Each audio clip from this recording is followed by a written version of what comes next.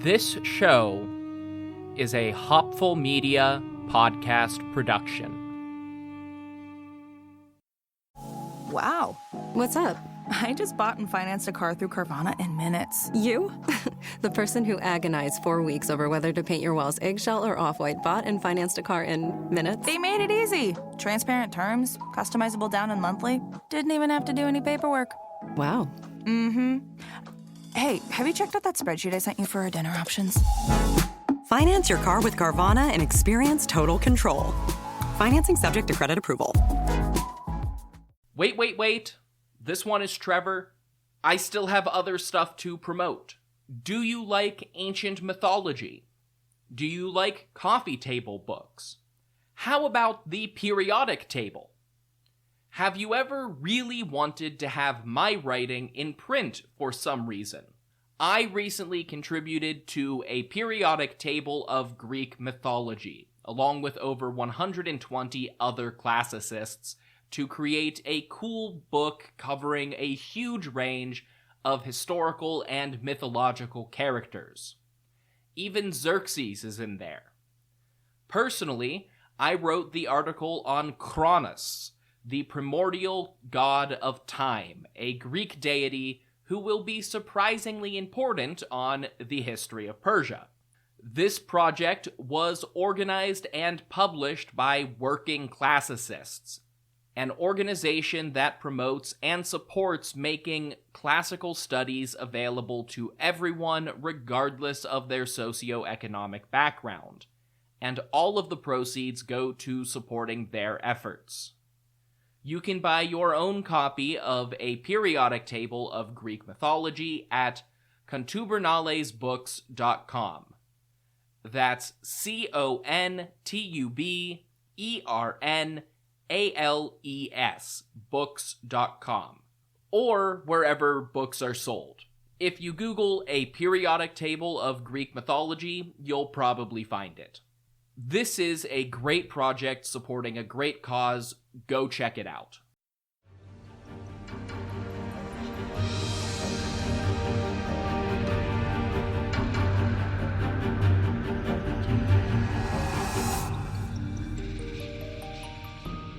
Hello, everyone. Welcome to the History of Persia. I'm Trevor Cully, and this is episode 144, Pergamon et al. Last time, we covered the First Syrian War, when a marriage alliance between Antiochus Soter and Magus, the Ptolemaic prince of Cyrenaica, spiraled into war with Egypt, after Magus declared himself king of Cyrene instead of just settling for prince. Magus's march on Alexandria failed, but so did Antiochus's offensive in Syria and Anatolia. Despite early defeats on both fronts, the Ptolemaic army and navy repelled their attackers, returning Asia to a status quo antebellum and allowing Magus to quietly secede without taking any Egyptian territory. Today, we turn to a bit of a grab bag episode, covering a whole lot of events in the Seleukid Empire that all come chronologically after the First Syrian War ended in 271. Mostly, we're going to return to Anatolia, but I will jump around just a little bit. Let's start in the east, and with some foreign developments. It's interesting stuff, but it exists mostly in a vacuum. During Antiochus's time as co-king with his father, I mentioned that he was in charge of Babylonia when the Azida, a temple dedicated to the wisdom god Nabu in the city of Borsippa, was struck by lightning and burned. The co-king Antiochus was forced to redirect resources from the continuing project to rebuild the Esagila temple in Babylon to help clean up and rebuild the Azida instead. That was in the mid-290s. Almost 30 years later, reconstruction in Borsippa was not only ongoing, but they had just finished laying a new foundation in 269. We know all of this thanks to an interesting document recovered from the ruins of Borsippa in 1880 by excavators working under Hormuzd Rassam, the Assyrian archaeologist who also recovered the Cyrus cylinder. This document was another incredibly well-preserved clay foundation document in the traditional Babylonian style. We call it the Antiochus cylinder, because archaeologists are very creative people. It also happens to be the youngest foundation cylinder of its kind ever found. Antiochus I may well have been the last king in Babylon to carry out these ancient rituals. The document paints an interesting picture from the jump, with the opening lines, Antiochus, the great king, the mighty king, king of the world, king of Babylon, king of lands, caretaker of the Esagila and the Azida, foremost son of Seleukid the king, the Macedonian, king of Babylon am I. So right from the start, we see that Antiochus has adopted the traditional titles of a king in Babylonia, specifically a Persian king. King of lands, and not king of Sumer and Akkad, is the formula for these titles first employed by Darius the Great. At the same time, Antiochus's scribes did not rewrite history by giving Seleucus the same titles. He was in death as he was in life, simply the king.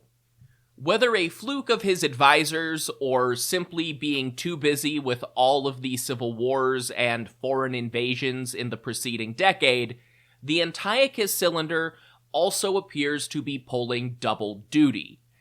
It was interred in the Azida, but throughout the text it refers to both the Azida and the Esagila down in Babylon as Antiochus's twin temple projects.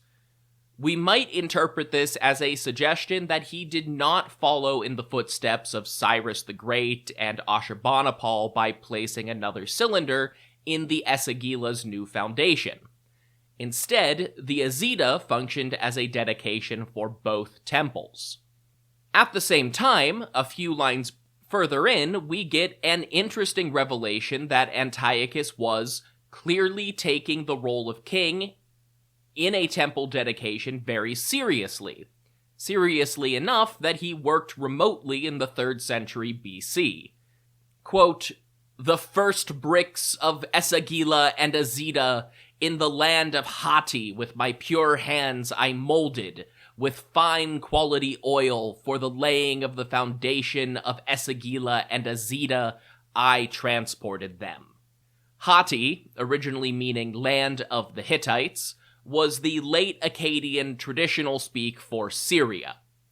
So while Antiochus was away fighting his wars, he still took time to participate in local Babylonian rituals by personally molding the first foundation bricks to be used in the new temple complex. Beyond that, the Antiochus cylinder is not nearly as lofty or grandiose as Cyrus's version, and the text is significantly easier to read as a result. It's roughly the same size piece of clay, but the inscription is not nearly as long or densely inscribed. It explains the bits I've read above and leaves off with a prayer to Nabu and Marduk, the two gods whose temples were being rebuilt. Antiochus didn't make any claims to be the hand-selected champion of the gods or describe his political achievements as Cyrus had 300 years earlier. Now, at some point in his reign, Antiochus also spent some time in the palaces of Babylon and realized he still had something Alexander the Great had left behind: a bunch of old Greek statues and artwork. These were the crafts originally plundered by the army of Xerxes in 480 BC, taken to Persepolis, and then plundered by Alexander in 330. Alexander had intended to send them all back to Greece, but then he invaded Sogdia and India and his own immune system. Specifically, these were bronze statues of Athenian political heroes, Hermodius and Aristogiton, who assassinated the tyrant Hipparchus, being the most famous. The statues were sent to Athens probably just after the Syrian War. Any later, and you run into some political complications between all three Hellenistic powers. I won't be describing the so-called Chremonidean War in detail on the main show. It's mostly outside our scope. That said, the Athenian rebellion was part of a much larger conflict when Ptolemy Philadelphus backed an Athenian and Spartan alliance against Macedon. The war dominated southern Greece and the Aegean through most of the 260s, with Ptolemaic reinforcements invading the European mainland for the first time in decades. Ultimately, though, it swung the other way as Antigonus Gonatas not only gained the upper hand in Greece, but broke the Ptolemies' naval dominance. They were no longer the sole naval power in the eastern Mediterranean. If the statues were sent back to Athens when the war was over, it would A, solidify an end date in 261, which is by no means certain, and B, have been a clear, divisive sign of support for Athenian independence, just as Antigonus brought the hammer down and abolished most of Athens' ancient democratic traditions. That could have signaled strife between the Antigonids and the Seleukids, which is not something either of those kingdoms were looking for at this point. Also, 261 effectively the end of Athens as an independent democratic city-state.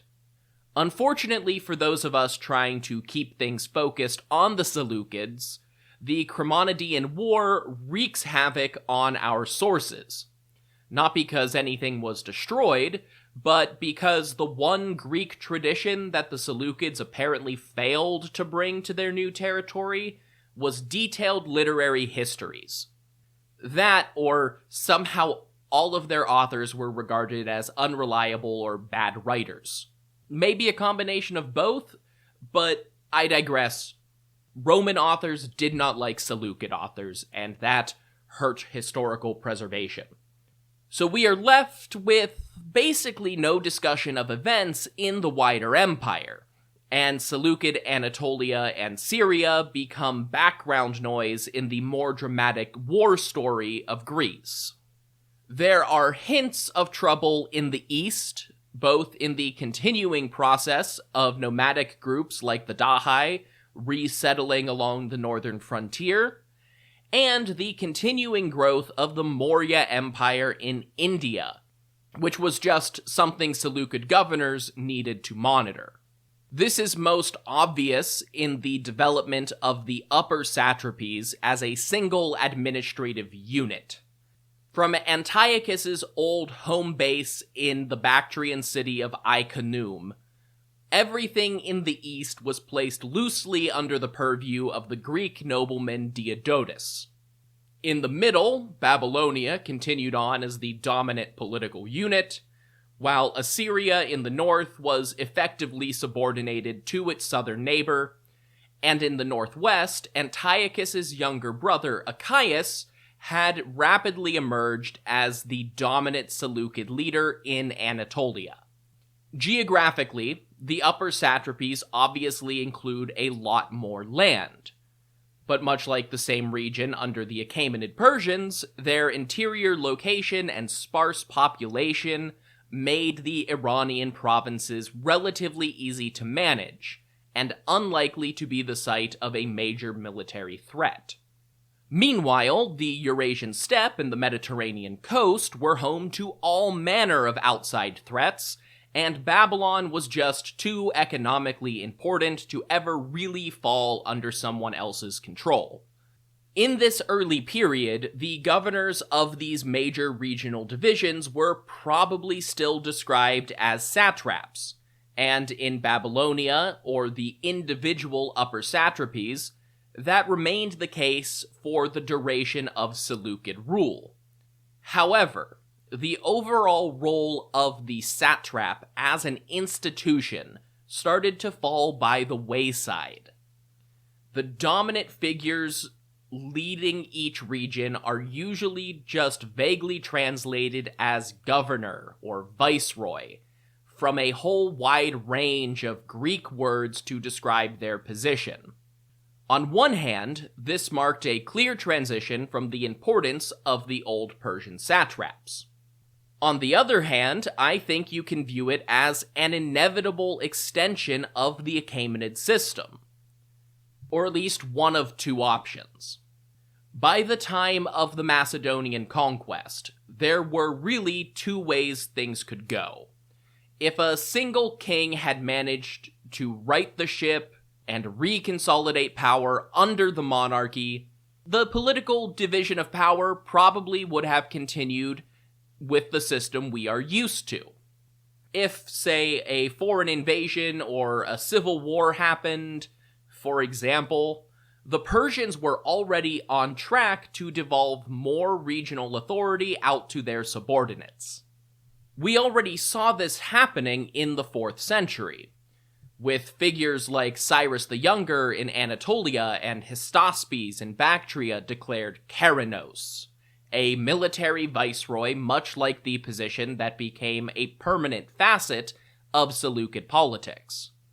Even earlier in Persian history, some historians like to employ the idea of super satrapies, referring to situations where one satrap clearly had official influence over his neighbors. Examples include Bactria and Sogdiana, or Media and Parthia, Babylon and Assyria, or Lydia and all of the Anatolian provinces.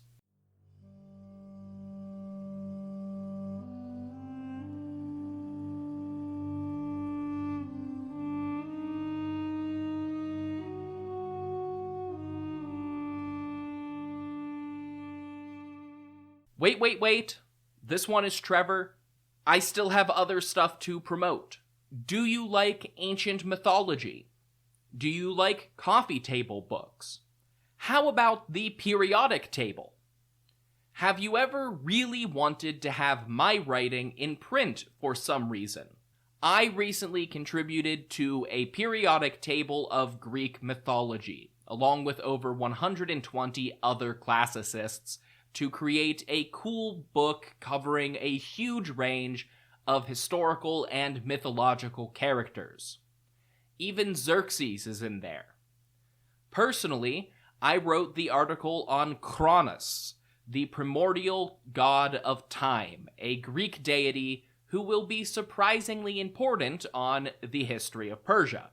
This project was organized and published by Working Classicists, an organization that promotes and supports making classical studies available to everyone regardless of their socioeconomic background, and all of the proceeds go to supporting their efforts. You can buy your own copy of a periodic table of Greek mythology at contubernalesbooks.com. That's CONTUBERNALES books.com, or wherever books are sold. If you Google a periodic table of Greek mythology, you'll probably find it. This is a great project supporting a great cause. Go check it out.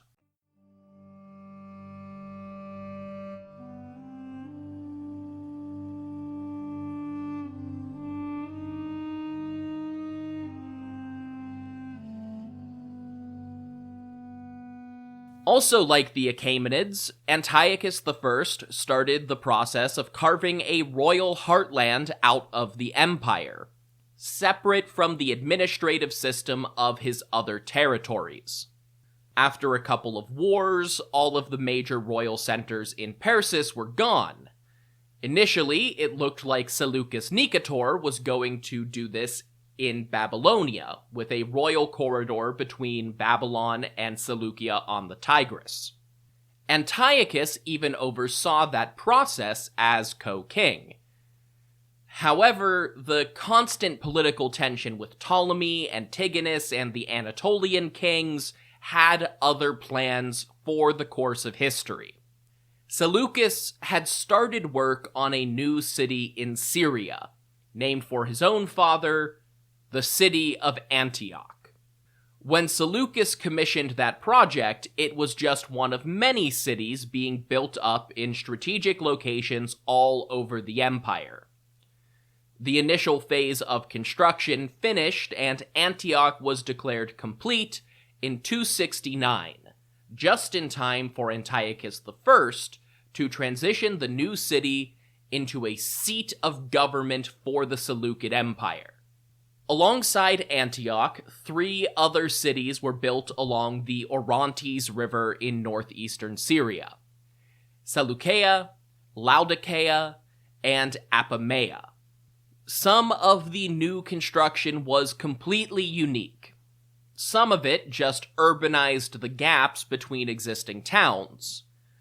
But this slice of Syria also became known as Seleucia as a region by some authors. It was, for all intents and purposes, the newly claimed homeland of the dynasty, ruled directly by the king and his court, above the individual city governments, without any governors as middlemen. When the king was away, a trusted advisor or prince would act as a sort of mayor of the palace in much the same way as the early Achaemenids governed Persepolis. The transition to 4 major administrative quarters for military and economic supervision makes sense. Syria, Babylonia, Anatolia, and the upper satrapies were all Seleukid spins on structures that had already developed a little bit under the Persians.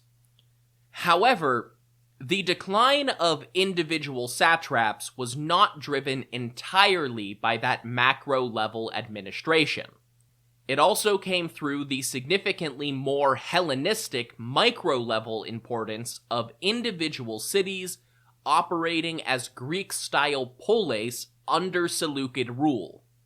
Generally speaking, these were what the classical Greek philosophers would describe as oligarchies, with a small council of the wealthiest or most noble inhabitants acting as the government, though that label only sort of applies because they were not politically independent.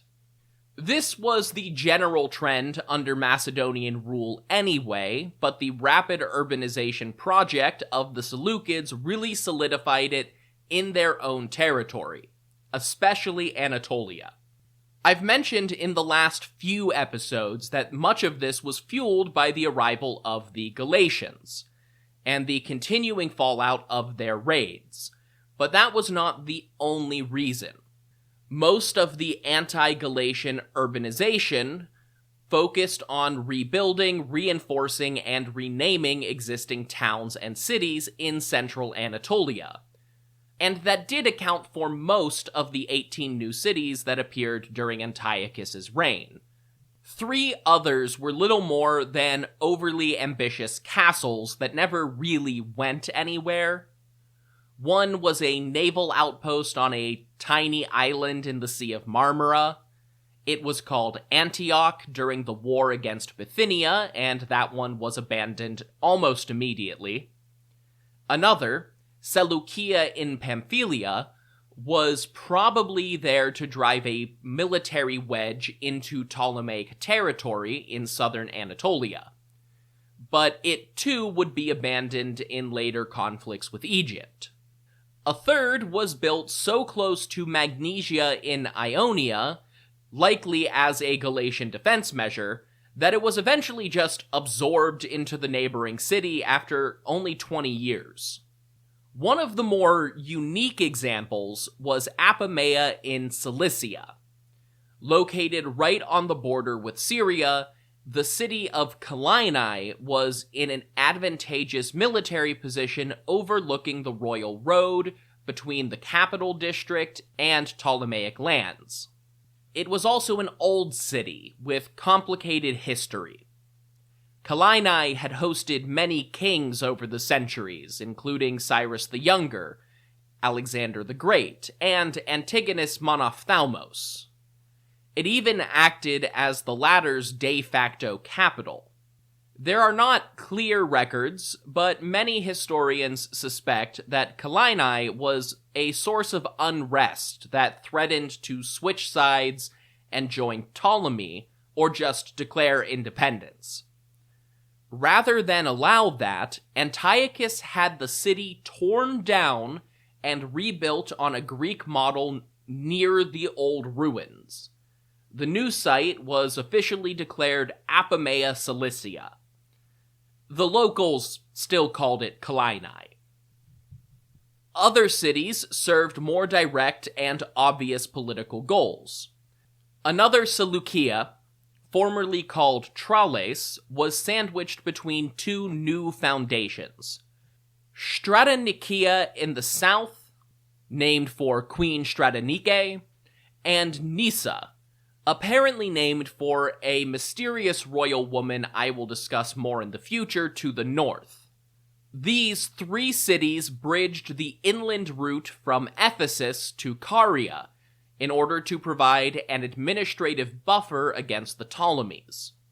Between these three and all of the cities founded to combat Galatian raiders, the royal road in Anatolia was suddenly becoming a very urban route to travel, which provided its own economic and strategic benefits.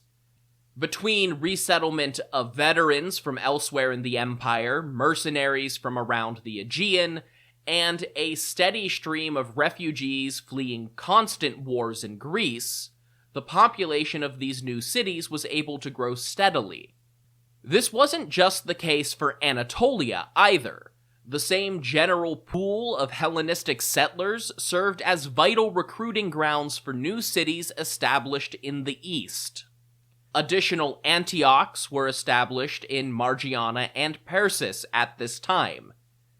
Antioch and Persis would have been especially important as a way of both re-establishing Seleukid rule after their rebellion in the 270s, and to provide an administrative center following the destruction of Persepolis and Pasargadae. The last two new cities I want to discuss specifically were both in Aiolis, the northwestern corner of Anatolia. Another Stratonikia was established on the Caicos River, an important artery for trade between Lydia and the Sea of Marmara. Another Antioch was established on the northern side of Mount Ida in the Troad. Antioch in the Troad was locally known as Kebron, the original name of the town it was built over, which had actually gone through about a half-dozen names in the preceding century. Both of these cities were built on trade routes and served regional administrative roles, but that's probably not why Antiochus and Achaeus thought they were worth the effort. The two of them neatly flanked the countryside dominated by another city, Pergamon. Pergamon has come up a few times in recent episodes. Ruled by the Paphlagonian eunuch Philetaerus, the city surged to prominence during the war between Seleucus and Lysimachus. The latter had entrusted Philetaerus with his treasury, and when Lysimachus was killed, Philetaerus pledged loyalty to the Seleucids, but he did not just hand over all of that money. Suddenly, the city of Pergamon had a treasury fit for an imperialist army. Philetaerus used that to great effect, ransoming Seleucus's body back as a favor for Antiochus and using the treasure to fund both his own defenses and relief for his neighbors during the Gallic raids. When the dust settled, Philetaerus was dangerously independent and influential in Aiolis. but all he had actually done was hypothetically aiding the Seleucids and their subjects. Still, Antiochus was concerned, especially given their proximity to Bithynia and the other northern separatists. Either in some sort of accident, medical mishap, or deliberate choice by his parents, Philotirus was castrated in infancy. According to his own family's later tradition, a wet nurse carrying the infant Philotirus was caught up in a crowd and somehow the child was injured in a way that necessitated castration. Given that he was born in the twilight years of the Persian Empire, and that Paphlagonia was a known source of aristocratic eunuchs, it is entirely possible that this story was made up later to sound more dignified, and someone just gave him the snip in hopes that he would go on to have a powerful and influential political career, which did work, just in a very roundabout fashion.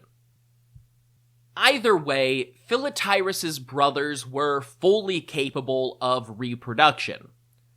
But one of them had died at some point in the chaos of the recent wars, and the ruler of Pergamon legally adopted his nephew, Eumenes. When Philotirus died in 263 BCE, Eumenes was his successor as ruler of Pergamon. Antiochus was getting old, probably feeling pretty good about his situation in Anatolia. He had successfully established a buffer zone to limit Ptolemaic influence in his territory. He had largely worked out a truce with the independent dynasts of the north, and even collaborated with Mithridates of Pontus to organize the settlement of Galatia. It had been nearly a decade since the last major war or rebellion. So naturally, that's when it fell apart. No sooner had he taken control of Pergamon than Eumenes, known to history as Eumenes I, rebelled against Antiochus. Eumenes had probably been in contact with Ptolemy II for years already, but now that he had power, Eumenes seized this opportunity for open rebellion with Ptolemaic financial support. In a refrain that we should all be used to by now, we know basically nothing about the ensuing war. Antiochus personally came north and took up residence in Sardis, but Eumenes' Pergamanian army exploded out of their city in a way that I doubt the Seleucids could possibly have been prepared for. Not only did they sweep through most of the Troad, but Eumenes marched south through Ionia and inland towards Sardis itself. There he defeated the Seleukid army in a battle outside the walls. In the settlement that followed, Pergamon was an independent state that ruled a small slice of Anatolia between Mount Ida in the north and the Gulf of Kyme in the south. He minted his own currency, featuring Philotirus' face rather than his own, to pay homage to the ceremonial founder of the new dynasty. Although he never formally declared himself king, Eumenes was effectively another royal dynast carving a slice out of Seleukid Anatolia. It was an embarrassing, if in character, final military action for Antiochus Soter. But we are not done with Antiochus yet. Next time, we'll go back and cover a whole swath of information from the tail end of Seleucus Nicator's reign all the way back to 261, as we check in on foreign relations with India. Until then, if you want more information about this podcast, you can go to hopfulmedia.com. That's where you'll find things like my bibliography, episode imagery, and additional resources. If you want to hear more of my voice, you can listen to America Secret Wars, where I tell my friends and guests the story of forgotten and overlooked conflicts in American history. And if you want to support my projects, you can go to hopfulmedia.com.co to donate, buy merch, or subscribe to get access to ad-free listening and bonus content. If you don't want to spend money on me, that's absolutely fine. The best ways to support a project like this are to share on social media or leave reviews on your podcast app of choice.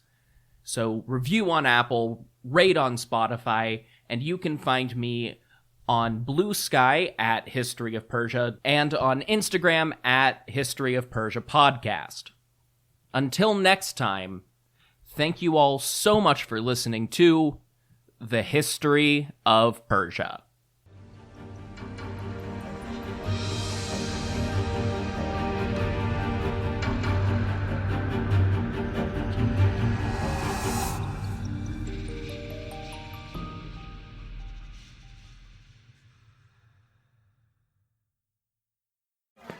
Yeah, sure thing.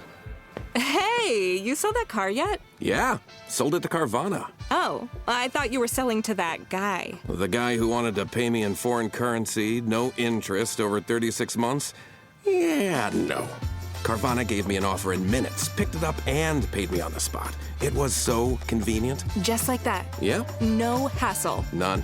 That is super convenient. Sell your car to Carvana and swap hassle for convenience. Pickup fees may apply. Wait. This one is Trevor. I still have other stuff to promote. Do you like ancient mythology? Do you like coffee table books? How about the periodic table? Have you ever really wanted to have my writing in print for some reason? I recently contributed to a periodic table of Greek mythology, along with over 120 other classicists, to create a cool book covering a huge range of historical and mythological characters. Even Xerxes is in there. Personally, I wrote the article on Kronos, the primordial god of time, a Greek deity who will be surprisingly important on the history of Persia. This project was organized and published by Working Classicists, an organization that promotes and supports making classical studies available to everyone regardless of their socioeconomic background, and all of the proceeds go to supporting their efforts. You can buy your own copy of a periodic table of Greek mythology at contubernalesbooks.com. That's CONTUBERNALES books.com, or wherever books are sold. If you Google a periodic table of Greek mythology, you'll probably find it. This is a great project supporting a great cause. Go check it out.